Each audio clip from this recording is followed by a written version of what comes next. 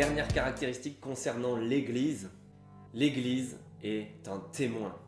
L'Église est un témoin de Dieu et de l'Évangile qu'il a accompli en Jésus-Christ.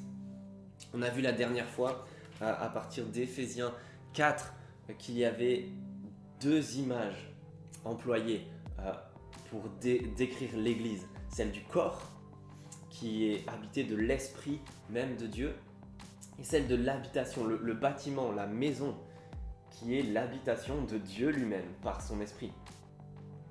Et de cette dernière image de l'habitation, du monument, une autre vérité ressort de cette lettre aux Éphésiens, celle que ce monument, cette habitation témoigne de Dieu dans le monde.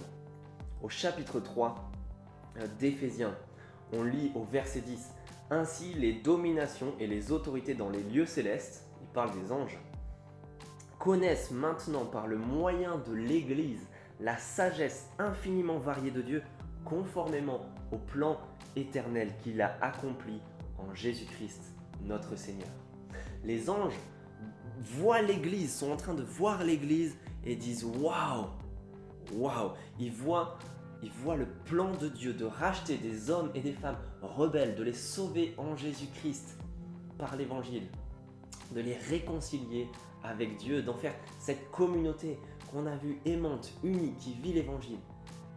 C'est un petit peu la Tour Eiffel pour Paris, c'est la Statue de la Liberté à New York, c'est un drapeau pour n'importe quel pays. C'est un monument, une vitrine qui décrit Dieu et ce qu'il a fait par l'Évangile en Jésus-Christ.